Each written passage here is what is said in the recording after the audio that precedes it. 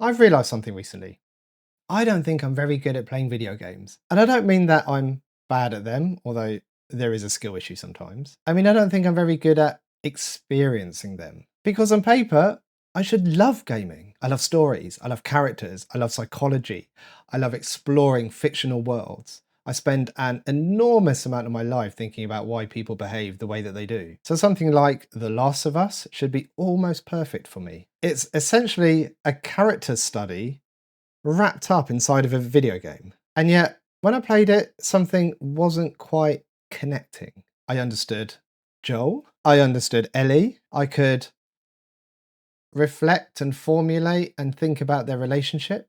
I could see what the writers were doing psychologically, or what they were trying to do, I think. I could appreciate the attachment themes, the trauma, the grief, but I wasn't really with them. There's always this strange sense of distance. And I've noticed the same thing with other games too. And again, there was this sense that I was interacting with systems and game mechanics rather than engaging in a story to be experienced. And increasingly, I found myself thinking, why don't I enjoy games anymore? Because I want to. I'll buy a game thinking, this looks brilliant. I'll read about games. I'll watch people talking about games. I'll think about playing games. And then I'll actually sit down to play one. And quite quickly, it starts feeling almost like work. It is something I'm trying to get done. And I think I've finally realized something about what I've been doing. I've been trying to beat the game rather than experience the game. So I recently watched a video about why people sometimes struggle to enjoy games as they get older. It was from a channel called Cyber Dopamine. And one idea in it really stuck with me. Cyber Dopamine talked about being on autopilot. After you've played games for years, you know the structure, someone gives you a mission, you look at the map, you follow the marker, you get there as quickly as you can, do the thing or collect the thing, you kill the enemies, you return to the person, and then you move on to the next objective. And because we've done that thousands of times, we can start playing almost automatically. The suggestion in Cyberdopamine's video was incredibly simple. Slow down, turn off some of the HUD, stop running everywhere, walk, look around, listen, allow yourself to get lost.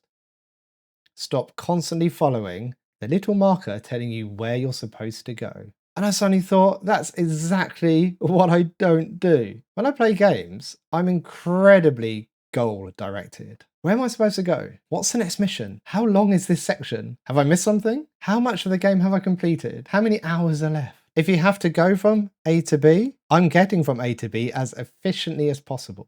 And ironically, if that's the correct use of the word ironically, I think I've been optimizing the enjoyment out of gaming. And there's an idea within psychology that I think fits really well. The difference between doing mode and being mode. Doing mode isn't bad. We need it. Doing mode says there's a problem. There's a goal. What do I need to do to get from where I am now to where I need to be? That's incredibly useful. It's how we get things done. But the problem is that you can start approaching experiences that don't need solving in exactly the same way. And I think that's what I've been doing with games. I've been treating them as problems. I've been sitting down with The Last of Us and unconsciously asking, how do I progress? Rather than, what is happening here? What's Eddie doing? What does this environment feel like? What's happened in this house? Why has someone left this object there? What does Joel seem to be feeling? What's happening between these two characters when nobody is speaking? That's a completely different way of paying attention. And there's another word that keeps coming to my mind. Attunement. As a therapist, attunement matters enormously. When I'm sitting with somebody in therapy, I'm not just waiting for them to finish talking so that we can get to the next piece of information. I'm noticing them. I'm noticing their facial expressions. I'm noticing their body language. I'm noticing their silence. I'm noticing a change in their voice. I'm noticing something that they almost say and then pull away from. I'm noticing what seems emotionally important. And you can't really attune to another human being whilst you're simultaneously thinking, right, come on, what's the next objective? What do we need to do next? And I'm starting to wonder whether fictional characters of video games aren't actually that different. Maybe part of the reason I struggled to connect emotionally with Joel and Ellie is because I wasn't giving myself enough time to be with them. I was playing them through the story, but I wasn't necessarily with them through it, if that makes sense. because those sound like the same thing, but I don't think they are. And this made me think about gaming when I was younger. When I was younger, I don't remember thinking about completion percentages. I don't remember worrying about whether I was playing the game efficiently. You sometimes spend ages doing absolutely nothing. You'd wander around. You'd investigate something completely pointless or what might seem irrelevant to the story. You try to climb somewhere that the developers clearly didn't expect you to climb. You might replay the same little section 20 times in a row simply because you liked it. There wasn't this constant sense of, I must make progress. And maybe that's part of what has disappeared since I became an adult. Our entire lives become organized around productivity, emails, appointments, calendar entries, work, targets, deadlines, things to finish, things to achieve, things to tick off. And perhaps I've accidentally brought that same mental state into the thing that was supposed to give me a break from it. And it feels like there's a psychological trap here. The more you monitor enjoyment, the harder enjoyment becomes. You know, you start playing and part of your brain is standing outside the experience asking, am I enjoying this? Is this as good as everyone says? When does it get good? Why am I a bit bored? Should I play something else? But if you're evaluating the experience constantly, you're not completely inside the experience. It's a bit like trying to fall asleep while repeatedly asking yourself, am I asleep yet? The monitoring itself interferes with the thing you're trying to achieve. So I want to experiment a bit with this, not as another set of rules that I have to perfectly follow, because then I've just turned into another task. But I'm going to try deliberately changing my relationship with games. I want to stop caring quite so much about finishing them. If I play a game for, I don't know, 40 hours and I never complete it, but I enjoyed those 40 hours, then that's not a failed game and it isn't failed time. I'm going to stop automatically sprinting everywhere.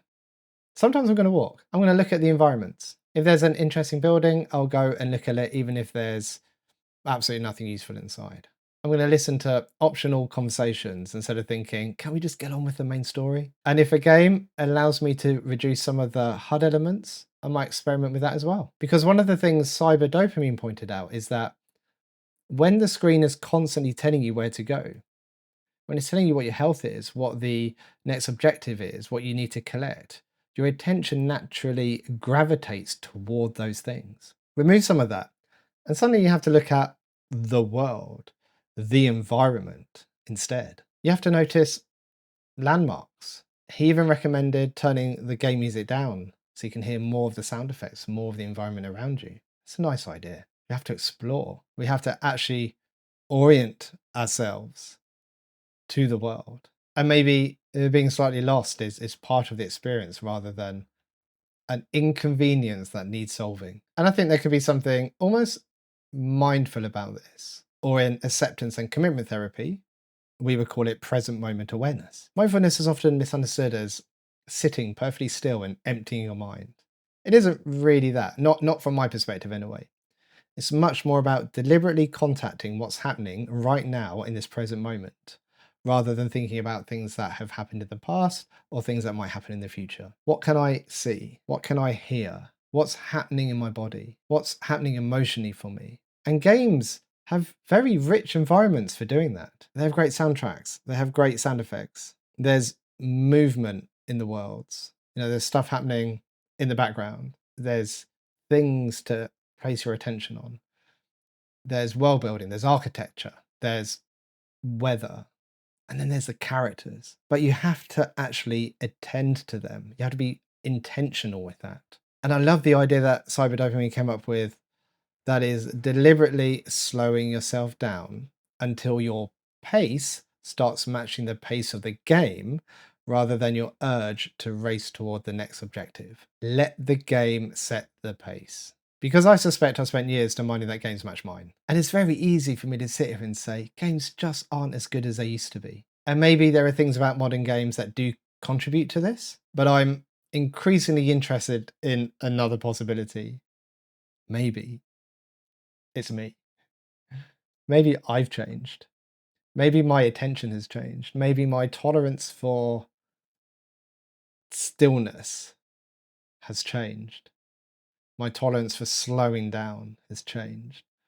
Maybe I've become accustomed to everything moving so quickly. Maybe I've become too oriented towards outcomes. And maybe I've forgotten how to just engage with something without needing to get anywhere with it. There's something slightly uncomfortable about recognizing this. Because if the problem is simply that games aren't good anymore, there's nothing for me to do. I can't control that. But if some of the problem is how I'm approaching them, then that's actually quite hopeful, because I can experiment with approaching them differently. And this is why I keep thinking about The Last of Us, because what if I played it again, but this time I wasn't trying to finish it? What if I just spent an evening being Joel, walking through that world, listening to Ellie, watching what she notices, looking at the places people used to live, allowing the quiet bits to actually be quiet instead of rushing through them? And rather than asking, what's the next encounter, asking, what would it actually feel like to be here? I genuinely wonder whether I would experience those characters differently. And perhaps, more importantly, whether I would feel differently towards them. Because emotional connection requires intentional attention. And intentional attention requires just slowing down. And let me know what you think about all of this. Do you feel the same way? Especially if you're from a generation like me that finds it hard to say video games, as I want to say computer games, but I've been told many times that that is old school language. And let me know some of your favourite games to really get lost in. I'm genuinely interested in hearing. So thanks for watching, everyone. Take care and goodbye.